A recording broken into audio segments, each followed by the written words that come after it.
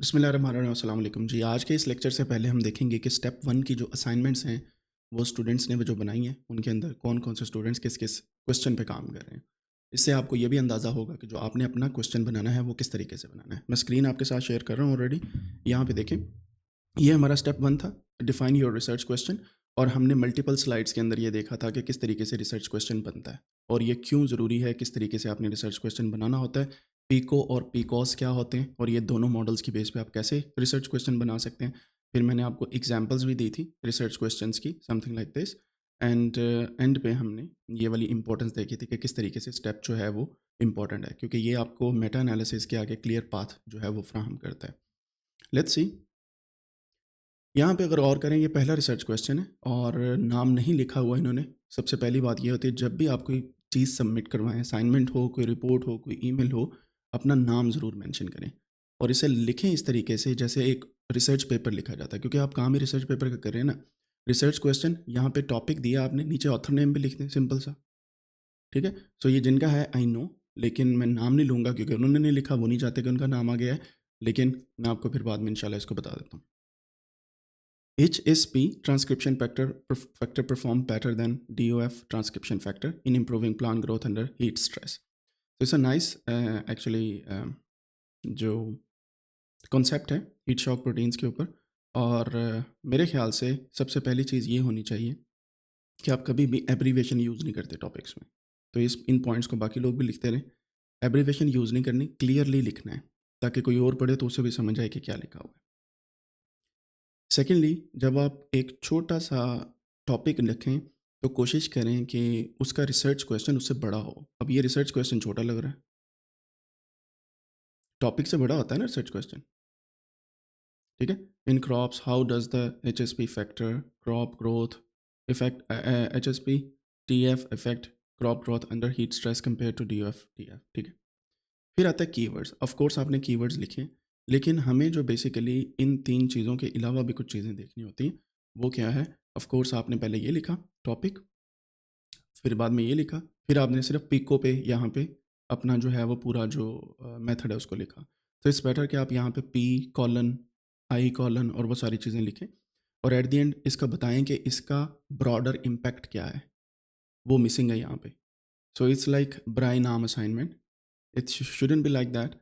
आपको प्रॉपरली इसका bigger impact भी लिखना है, क्योंकि एट द एंड तो आपने ये बताना है ना कि बिगर इम्पैक्ट क्या है इसका, पॉलिसी पे या किस चीज़ पे आप क्यों कर रहे हैं। रिसर्च क्वेश्चन का मतलब ये नहीं कि बना लिया बात ख़त्म, इसका ये भी मतलब है कि आप कर क्यों रहे हैं ये काम, ठीक है?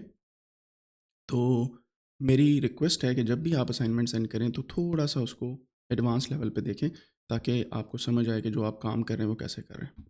और ये जो असाइनमेंट है ये बेसिकली अब्दुल्ला ने सेंड की है। अब्दुल्ला, आपको समझ आ गई होगी कि नेक्स्ट टाइम आपने किस तरीके से चीज़ों को फॉलो करना है, राइट? आ गया जी हमारे पास रिसर्च क्वेश्चन इस तरीके से है। एंड ये है जी रिसर्च क्वेश्चन। अगेन आप देख सकते हैं कि यहाँ पे नेम आपको नज़र नहीं आ रहा होगा। सो मेरा एक मानना है कि आप जब भी कोई असाइनमेंट बनाएं, आप उसको माइक्रोसॉफ्ट वर्ड पे कम से कम बनाएं। उसकी रीज़न क्या है? आपकी हैंड राइटिंग एक बंदा पढ़ लेगा, दो पढ़ लेंगे। मुझे अक्सर औकात थोड़ी सी एनजाइटी होती है अगर हैंड राइटिंग मुझे समझ ना आए। उसकी वजह भला क्या है? उसकी वजह ये है कि अगर चीज़ें मुझे समझ नहीं आ रही, क्लियर नहीं है, मैं ज़्यादा टाइम उन्हें समझने पे क्यों लगाऊँ? समझ रहे हैं बात को? So it's always better, of course आप स्क्रीनशॉट बनाएँ, इट्स शोज़ कि आपने काम किया है, आप भेज सकते हैं, इट्स फाइन। लेकिन फॉर्मली जब भी आप कोई चीज़ भेजें, कभी भी हैंड राइटिंग में ना दें, ठीक है? उसकी रीज़न क्या है? आपकी हैंड राइटिंग आपको समझ आती है, आपके करीबियों को समझ आ जाएगी, कभी-कभार किसी को नहीं भी समझ आती। सो रिसर्च क्वेश्चन है, उसके डायरेक्टली कीवर्ड्स आ गए, ये कीवर्ड्स हैं जी। फिर आया जी रिसर्च क्वेश्चन लिख के आया यहाँ पे, फिर आया यहाँ पे कि कौन-कौन सी चीज़ें इसके अंदर यूज़ होंगी, and then model and other things. Name कोई नहीं है यहाँ पे, टॉपिक से स्टार्ट करते हैं, कीवर्ड्स बाद में आते हैं, वो नहीं है। टॉपिक के बाद रिसर्च क्वेश्चन आता है, वो नहीं है यहाँ पे।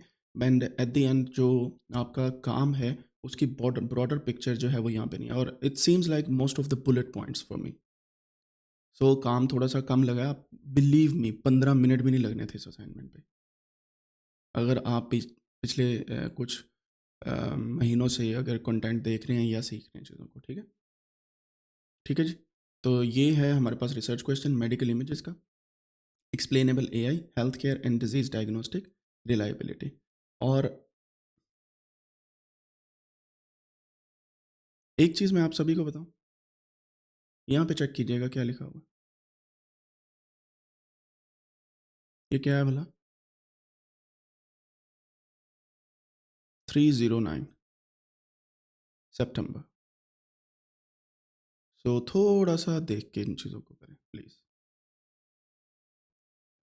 समझ रहे हैं बात को? मैं इस वजह से नाम नहीं बताऊँगा ये किनका है, ताकि वो डाउन फ़ील ना करें। यहाँ पे आ जाते हैं जी। टॉपिक आपके सामने, evaluating the role of green fintech in sustainable development, a meta-analysis of environment, economical and social outcomes in developed and developing economies. And believe me, I can see that this title has been modified by ChatGPT. मेरा experience ये कहता है। समझ रहे हैं बात को? अगर मुझे ये समझ आ रही है तो प्रोफेसर्स को नहीं आएगी? आएगी ना?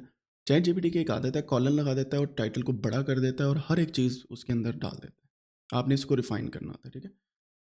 डॉक्टर आरिफा बानो का ये, और यहाँ पे अगर आप देखें रिसर्च क्वेश्चन उन्होंने लिखा है how does green fintech influence. It's fine अगर आप उसको एक्सप्लेन करके लिखें, 3-4 सेंटेंस बन जाए, it's fine. And that's the beauty of this जो रिसर्च क्वेश्चन है, उन्होंने एक्सप्लेन करके लिखा है। फिर कीवर्ड्स इतने ज़्यादा नहीं डालने, ये मैंने आपको स्टार्ट में भी समझाया था। These are not those keywords कि आप जिन कीवर्ड्स को दिखाते हुए शो करते हैं कि जी ये कीवर्ड्स जो हैं ये पेपर के कीवर्ड हैं। दीज आर डेटाबेस कीवर्ड्स जो आपने सर्च करने हैं और आपको पीको के थ्रू लिखने पड़ेंगे, जैसे मैंने आपको समझाया था।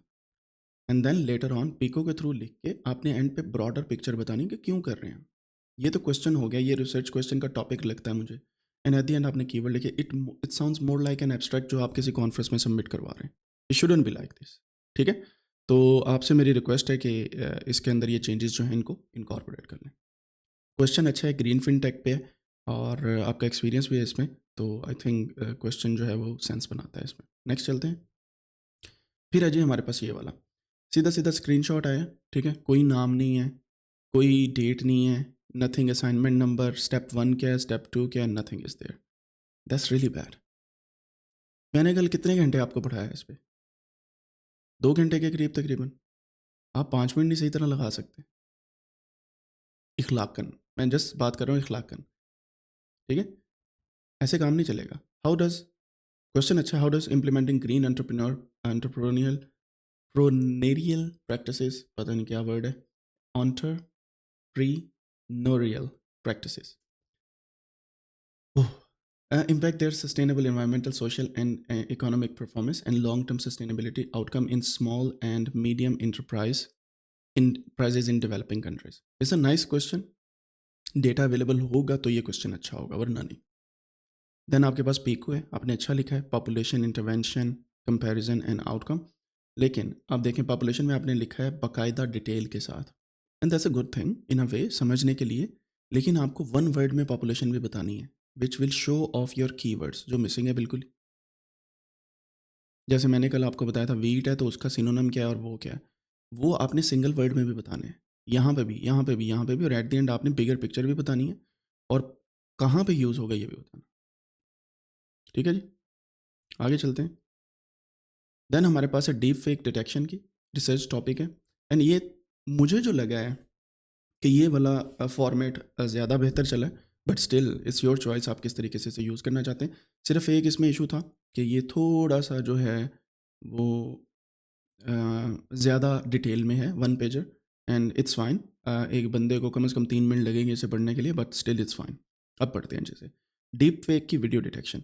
Check the effect of embedding transfer learning in deep fake video detection. कभी भी ये नहीं कहते चेक, कभी भी किसी टॉपिक का स्टार्ट में चेक नहीं लगाते। चेक क्या होता है? चेक होता है रीड करना, पढ़ना, किसी चीज़ को टिक मार्क देना या 10 में से 9 नंबर देना, समथिंग लाइक दैट। कंपैरिजन लिख सकते हैं या आप ये कह सकते हैं टू एवेल्यूएट द इफेक्ट, जो साइंटिफिक वर्ड्स हैं, एवेल्यूएट, या आप कह सकते हैं अप्रेज या compare, these kind of words. फिर आप पॉपुलेशन देखते हैं, intervention, comparison, outcome and study design. यहाँ पे देखें deep fake face forgery face manipulation video या मैनिपुलेटेड वीडियो होता है, मैनिपुलेशन नहीं होता। Manipulation is a mechanism. Transfer learning है, then you can see here pre train models, knowledge transfer, feature learning, that's a good thing. Intervention में आपने सही लिखा हुआ है। एंड देन कंपैरिजन के अंदर नॉन ट्रांसफर लर्निंग, उसका उल्टा हो गया of course. And then you will see outcome, improve results, enhance outcome, better performance and all these things, जो मैट्रिक्स होते हैं, then study design comparison of ResNet with other transfer learning models. इसका मतलब ये है कि आपने वही पेपर निकालने हैं जिनका रेजनेट का अदर ट्रांसफर लर्निंग मॉडल के साथ कंपैरिजन किया है, नथिंग मोर देन दैट। अगर ऐसा है जो मैंने बोला, then this is a good thing कि आपको पता है कि आप क्या कर रहे हैं। अगर ऐसा नहीं है, then you have to check this कि ये स्टडी डिज़ाइन आपने जो ऐड किया है इसमें कौन सी चीज़ें अप्रूव हो सकती हैं, ठीक है। अगर सब ग्रुप है then it's fine, you need to mention in a bracket here. मुझे ये लग रहा है कि दिस इज़ नॉट अ सब ग्रुप, क्योंकि आपने मेंशन नहीं किया हुआ। सो डिटेल आपने पहले लिखनी है। अगर मुझे नहीं मेंशन किया इसका मतलब आपको भी ये भूल सकता है फ्यूचर में। So please write it down. Then suggested title है विदाउट स्टडी डिज़ाइन, ये वाला है, दैट्स अ गुड थिंग। यहाँ पे आपने जो चीज़ें मेंशन की हैं, unveiling the efficacy of transfer learning in deep learning approaches for deep fake face forgery video detection. ये इतना डिटेल्ड है, फॉर्जरी अकेली भी ठीक नहीं थी, फेस फॉर्जरी जो है वो एक अच्छा लफ्ज़ है इसके लिए, और डीप फेक आपने लिख ही दिया already, and that's a good thing. और ये बेसिकली आने वाले दिनों में ना ये सबसे ज़्यादा जो है टॉप नॉच का टॉपिक होने वाला है। रीज़न बता देता हूँ आपको। इतने ज़्यादा मॉडल्स हैं जो डीप फेक वीडियोस बनाने के ऊपर तुले हुए हैं। डीप फेक को आप कह लेंगे या जनरेटिव वीडियोस जिसे बोलते हैं। वो इनको थोड़ा सा पॉजिटिव नेम दे रहे हैं। सोरा का मॉडल है, इसके अलावा रनवे एमएल है, हेजन लैब है, there are many models out there now. Google भी बना रहा है एक। आप जस्ट इमेजिन करें, लोगों ने ये तो नहीं लिखा करना कि ये एआई की बेस पे बनी है वीडियो। समझ रहे हो बात को? उन्होंने क्या किया करना है, डायरेक्ट लिखना है। तो somebody need to train some models और do some research to find those deep fake videos, and if you can find that's a good thing, ठीक है।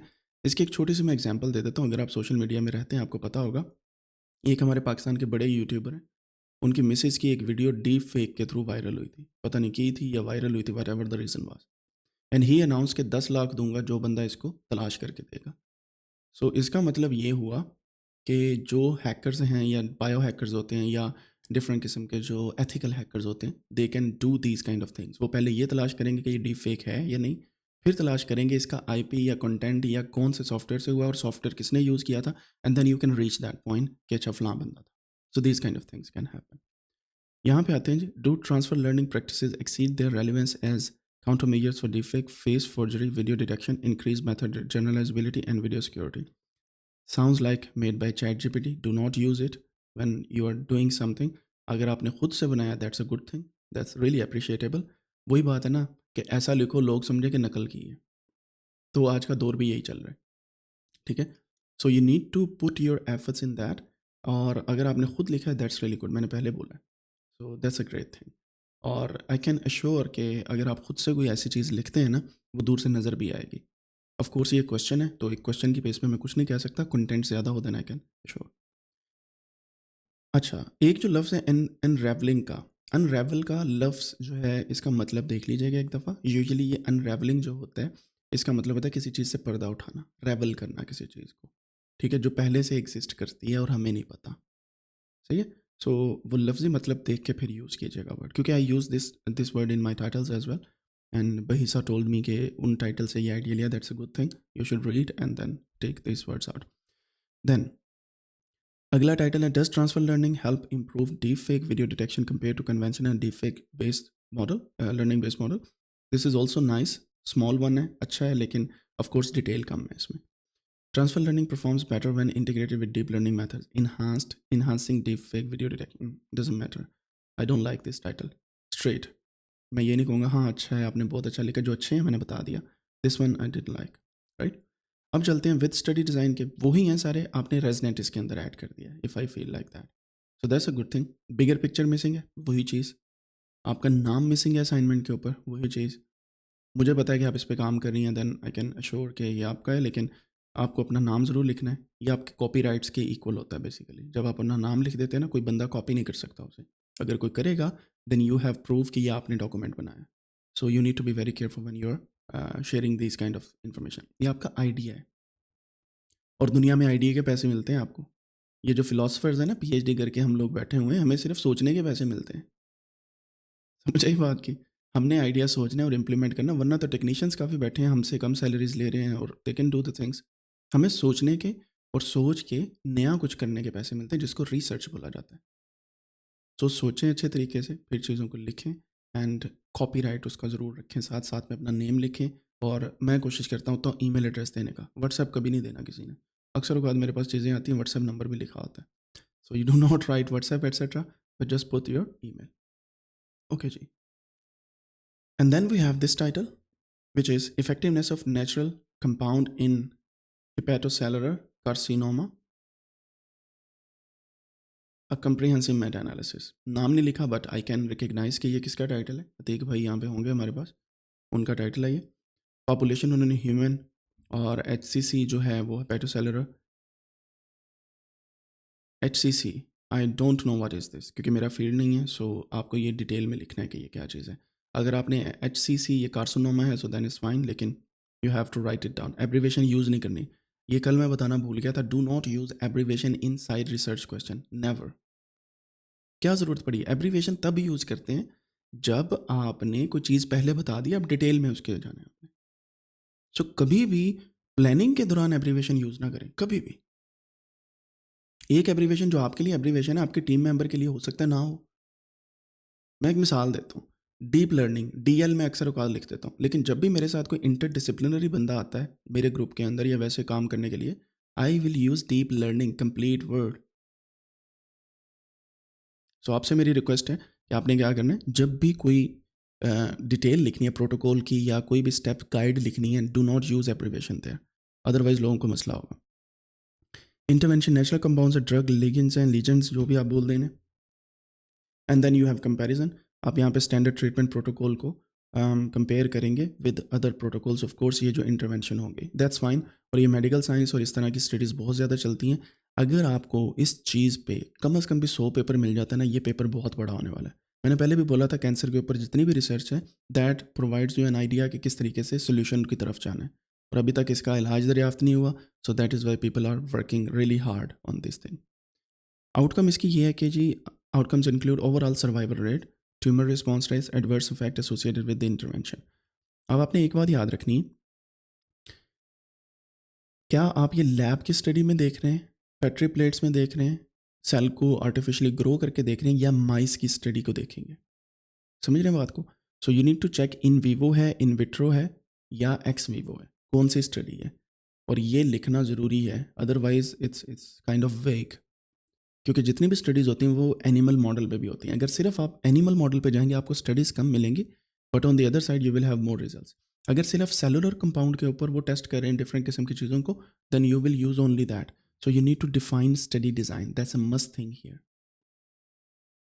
ठीक है? और अगर आप दोनों को रखना चाहें इट्स फाइन, दोनों का डेटा लें, पहले एक पे पेपर लिख लें फिर दूसरे पे लिख लें, या दोनों को कंबाइन करके लिख लें। सही हो गया? यहाँ तक समझ आ गई जी आपको?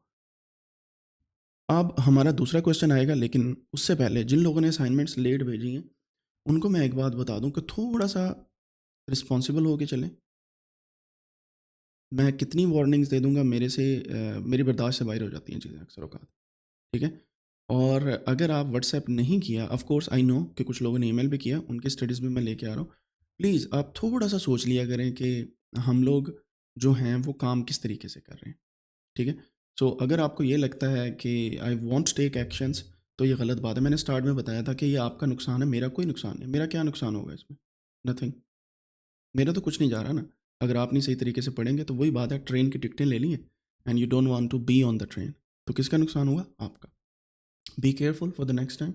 मैं अब कुछ और जो स्लाइड्स हैं वो भी मैं आपके सामने दे के आता हूँ। मैंने आपको दिखाता हूँ जिन लोगों ने और भी मुझे डेटा भेजा हुआ है। ये व्हाट्सएप के स्क्रीनशॉट थे, मुझे और भी डेटा सेट आया हुआ है, मैं सिर्फ उसको दिखाता हूँ और आपको एक मज़े की बात भी दिखाता हूँ अभी। और ये मैं नहीं बताऊँगा तो कोई नहीं बताएगा। सो बी वेयर कि आप अगर असाइनमेंट्स भेज रहे हैं तो आपको चीज़ें भी समझ आनी चाहिए, अदरवाइज़ मसला होगा। ले जनाब, स्क्रीन में दोबारा से आपके सामने शेयर करता हूँ। ये है जी हमारे पास अगला क्वेश्चन। इसके अंदर गौर करें जी, हमारे पास जो चीज़ें हैं, स्क्रीनशॉट जब भी आप लें तो स्निपिंग टूल के थ्रू लें। स्निपिंग टूल विंडो के अंदर होता है और उसके थ्रू आप एक स्पेसिफिक एरिया का स्क्रीनशॉट लें। कभी भी ये मुझे बाकी इन्फॉर्मेशन नहीं चाहिए, नो बडी नीड्स दैट। ठीक है? सो आपने सिर्फ इतना जो है वो स्क्रीनशॉट लेना है। स्निपिंग टूल होता है विंडोज़ के अंदर, उसके थ्रू। और उसके थ्रू जब आप स्क्रीनशॉट लेंगे आपके लिए और भी आसानी होगी। मैं आपको बाकायदा ये वाली चीज़ दिखा भी देता हूँ ताकि आप जो हैं नेक्स्ट टाइम आप लोगों के लिए कोई इशू ना बने। और ये हो सकता है मैंने आपको ना बताया हो, इस वजह से मैं सभी के लिए यहाँ पे बता देता हूँ। ये स्क्रीन है मेरे पास, ठीक है? और स्क्रीन के ऊपर यहाँ पे अगर आप लिखें ना स्निपिंग टूल, ये एक टूल आ जाता होता है, राइट? इस टूल को आप यूज़ कर सकते हैं। से फॉर एग्जांपल मैंने यहाँ पे ये गूगल का स्क्रीनशॉट लेना है या किसी भी चीज़ का, तो मैं यहाँ पे स्निपिंग टूल लिखूँगा, ये स्निपिंग टूल आ गया। अब यहाँ पे वीडियो भी बना सकते हैं और आप तस्वीर भी। और ये विंडोज़ 11 के अंदर ही सिर्फ वीडियो का ऑप्शन होता है मेरे ख्याल से, 10 के अंदर नहीं होता और पिछले के अंदर नहीं होता। तस्वीर आप बनाएं, न्यू पे क्लिक करें। इस तरीके से जितना एरिया आप सेलेक्ट करेंगे वो तस्वीर बन जाएगी। तस्वीर बन के यहाँ पे आप सेव पे क्लिक करें, जहाँ मर्जी सेव कर लें उसे, सिंपल, ठीक है? सेव करके उसे फिर सेंड कर दें। So this is how you take the screenshots. और ये प्रोफेशनली भी स्क्रीनशॉट आप प्रॉपर भेजें अगर किसी से क्वेश्चन पूछने। खासतौर पे प्रोग्रामिंग के अंदर अगर आपका स्क्रीनशॉट ठीक से नहीं आया, the other person can mind it. Actually मैं माइंड करता हूँ इस चीज़ का, और आप लोगों को शायद मैंने नहीं बताया था, इस वजह से इट्स फाइन, लेकिन नेक्स्ट टाइम के लिए चीज़ों को नोट रखिएगा। अच्छा जी, यहाँ पे है जी formulation of research question for systematic review and meta analysis, ये असाइनमेंट आपकी जी। And then in postpartum women LNMICs, I don't know what is this, nobody knows I think here, सिर्फ उनको पता होगा जिनको ये टर्म्स का पता है, ठीक है? So please completely right this, पूरी एब्रीवेशन नहीं लिखेंगे आप सिर्फ और सिर्फ डिटेल लिखेंगे, ठीक है? ऑफ कोर्स आपके फील्ड में वेल नोन होगी ये, लेकिन हम यहाँ पे इंटरडिसिप्लिनरी टीम बना रहे हैं, तो उसमें काफ़ी लोगों को शायद ना पता हो। और मैं कोशिश करता हूँ कि इसको थोड़ा सा क्रॉप मैं खुद ही कर लूँ, ताकि जो स्क्रीन है वो आपके सामने सही से नज़र आए, because it's taking a lot of area, और उसकी वजह से ना हमें चीज़ें जो हैं पता नहीं चल रही। एक और बात आपको बता देता हूँ साथ साथ, अगर आप स्क्रीनशॉट ऐसे पूरी स्क्रीन का लेते हैं ना, आपकी पर्सनल इन्फॉर्मेशन भी लीक होने का खतरा होता है। खासतौर पे विंडोज़ के ऊपर टाइम, अक्सर औकात डिफरेंट और चीज़ें होती हैं जिससे आपके लिए प्रॉब्लम हो सकती है। And yes, now it's fine, it will be bit bigger, let me show you। ये आ गया जी हमारे पास, ठीक है? Now it seems like zoomed in। Okay, यहाँ पे देखें जी, रिसर्च क्वेश्चन आपका and how does facility based delivery with postpartum counseling on contraceptions affect the uptake of family planning within 6 weeks or 1 year compared to no counseling? That's a good question, really nice question, और ये topic भी hot है, खासतौर पे पाकिस्तान के scenario के अंदर। Western countries बहुत ज़्यादा इन्वेस्ट कर रहे हैं इन चीज़ों पे, एंड इसका मतलब है अगर वो जर्नल्स को कंट्रोल कर रहे हैं then this paper can go bit higher as well. So आपको सिर्फ और सिर्फ इसको अच्छे तरीके से बताना है। अब यहाँ पे postmortem women of LNMICs, I don't know what is this, again you have to define it in this paragraph. Of course मुझे गूगल करना पड़ेगा, nobody wants to google this things, ठीक है? उसकी रीज़न क्या है कि हमारे पास अगर ज़्यादा चीज़ें हैं then we will choose the best, easiest and feasible one, ठीक है जी। Postnatal counselling in the health care facility about PPFP, I don't know what is that, again ये आपको पता है, दैट्स अ गुड थिंग, लेकिन you need to write it down कि ये है क्या। Postmortem women given no counselling after child birth in the health care facility, and then अच्छा आप उनको कंपेयर करेंगे जिनको चाइल्ड केयर फैसिलिटी के अंदर, जो हेल्थ केयर फैसिलिटी के अंदर जिनकी काउंसलिंग हुई है वर्सेस जिनकी नहीं हुई, और उनका पोस्टमार्टम जो डिप्रेशन है या पोस्टमार्टम जो इफ़ेक्ट है फैमिली प्लानिंग के ऊपर लेटर ऑन क्या है। मेरे ख्याल से आप ये कहना चाह रही हैं यहाँ पे कि हमारे पास जो पाकिस्तान के अंदर बर्थ होती है उसके कुछ ही महीनों बाद अगली बर्थ प्लान नहीं करते, और वो भी हो जाती है, उनको वेट करना चाहिए 2 से 3 साल या समथिंग लाइक दैट, उनकी काउंसलिंग होनी चाहिए। और अक्सर औकात फीमेल्स जो हैं इस मामले में थोड़ी सी पीछे, they need counselling, and that's a hot topic, जैसे मैंने पहले भी बताया। अगर इस पर स्टडीज़ हैं दैट्स अ गुड थिंग, नहीं है तो मसला होगा। And the best part is you are not making it only for Pakistan, क्योंकि स्टडीज़ होनी नहीं है पाकिस्तान की, अगर मुझे जो समझ आई है। If you want to make it for say for example for ये PFPP जो है मेरे ख्याल से postpartum family planning, low and middle income countries, yes that's fine, now I can understand. देखा, मेरे दिमाग में फ़ौरन से कन्फ्यूजन थी। ये है लो एंड मिडिल इनकम कंट्रीज, और ये है जी आपके पास पोस्टमार्टम फैमिली प्लानिंग के जो बेसिकली काउंसलिंग का इदारा होता है, मेरे ख्याल से मुझे ये समझ आई। सो आप क्या करेंगे, low and middle income countries जितने भी हैं, ऑफ कोर्स आपको वर्ल्ड बैंक के डेटा सेट से वहाँ से मिल जाएगा, and then you can play with this data set. Of course आपको स्टडीज से डेटा लेना है, डेटा बेस से डेटा नहीं लेना। एंड देन आरसीटीज वही आपके पास ऑब्जर्वेशनल स्टडीज़ होंगी, as subset will be form. या दिस इज़ द पॉइंट जो मैं पीछे बता रहा था, जहाँ पे आपने पॉइंट लिखा था खासतौर पे बहीसा के क्वेश्चनियर के अंदर, यू नीड टू डिफाइन कि ये सबसेट होगा या सब ग्रुप होगा। कीवर्ड्स हैं आपके जी, postmortem, postnatal, post delivery women, family planning, contraceptive, counselling.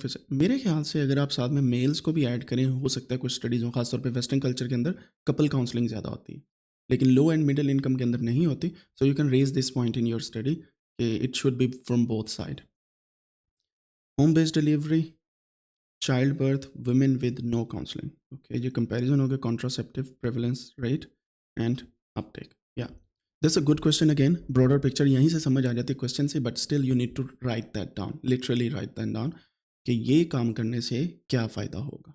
ठीक है, तो ये था जी हमारा अगला क्वेश्चन है। Thank you. ये है जी हाजरा आदिल की तरफ से। Again name is not there, so you should always write your name. आगे चलते हैं।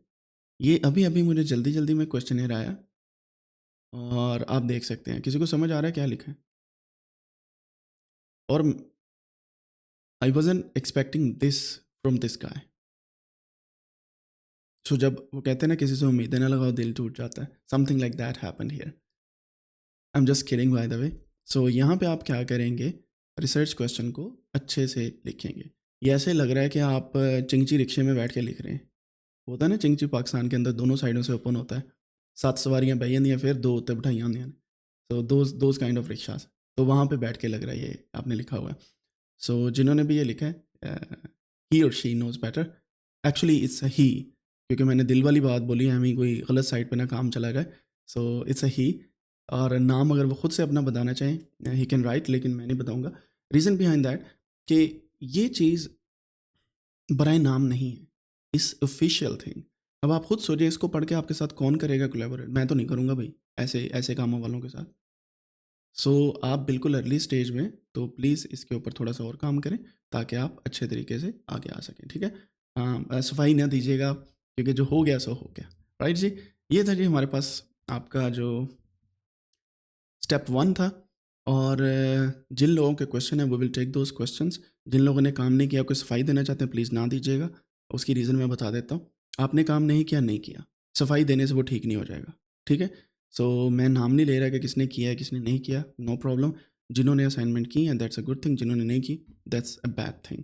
फिर मेरे पास एक पार्टिसिपेंट की है, मैं आपको बताता हूँ। इतने ज़्यादा डॉक्यूमेंट्स व्हाट्सएप पे हैं जिनसे कल मैंने रोका था। ऐसे ही है, फाइल्स, भरी भरी files. This is not a good attitude, I would say. You need to learn कि आपने कभी भी व्हाट्सएप के ऊपर फाइल्स नहीं भेजनी, मल्टीपल फाइल्स। उसकी वजह बताऊँ, मुझे रोज़ाना हंड्रेड्स के करीब मैसेजेस मिलते हैं और मैं सिर्फ उन्हें देखता हूँ जो बहुत ही टू द पॉइंट होते हैं, क्योंकि मेरा काम है लोगों की खिदमत करना। ठीक है, ये तो वही बात हुई ना कि लोगों का सर दुख रहा है, मैं सर दबा रहा हूँ, लत्तां भी अगे कर रहे हैं और साथ में ये भी कह रही है पाँव भी दबा दो थोड़े से। ठीक है, सो वो खिदमत ज़्यादा हो रही है। So I would recommend, and this is between us only. ठीक है, ये किसी को नहीं पता किसने भेजा, क्यों भेजा। सो आई वुड रिकमेंड कि जब भी आप स्क्रीनशॉट भेजें तो एक भेजें जो हदायत दी गई हैं उसके मुताबिक भेजें। ठीक है, अदरवाइज़ ईमेल, जैसे आप में से सिर्फ एक पर्सन ने ईमेल किया, डॉक्टर हाजरा ने, and that's a good thing. And I respect कि आप ईमेल भी करें, लेकिन मैंने खुद आपको बोला था कि आप स्क्रीनशॉट भेज दें, क्योंकि मेरे लिए वो आसानी है पढ़ना। मैं बाहर चलते फिरते भी मोबाइल पे देख के पढ़ सकता हूँ। सो आपसे रिक्वेस्ट ये है कि प्लीज़ इन चीज़ों को फॉलो करें। सेकंड, मैं दोबारा से देख लेता हूँ, 10:10 यानी कि मेरे सुबह टाइम पे एक और रिसर्च क्वेश्चनर मेरे पास आया, and that is a Microsoft Word file, और वो थोड़ा सा लेट आया। ठीक है, so I am not gonna read that. Reason ये है कि स्लाइड्स बनानी होती है, स्लाइड्स पे चीज़ें लेके आनी होती है, तो इट्स बेटर कि जब आपसे बोला गया उसी वक्त भेजें। सो यू आर लेट, और इस वजह से मैं उसे नहीं पढ़ने वाला। एंड ये आपके साथ नहीं होगा, then you will not understand कि किस तरीके से दुनिया चल रही है। मैं कुछ क्रूअल नहीं हूँ, बिलीव मी, लोग तो रिप्लाई नहीं करते। मैं तो आपको बता रहा हूँ ना कि ये गलती है। आप ज़रा ट्राई करके तो देखें भाई, पीएचडी स्कॉलरशिप्स या मास्टर्स या पी पोस्ट डॉक के लिए, आपको समझ आ जाएगी। आप बैठे वेट कर रहे होते हैं 3-3 माह, उनकी तरफ से कोई हुआ ही नहीं होती। तो ये आपको ट्रेनिंग इस वजह से मैं दे रहा हूँ ताकि फॉर्मली हम चल सकें। ठीक हो गया?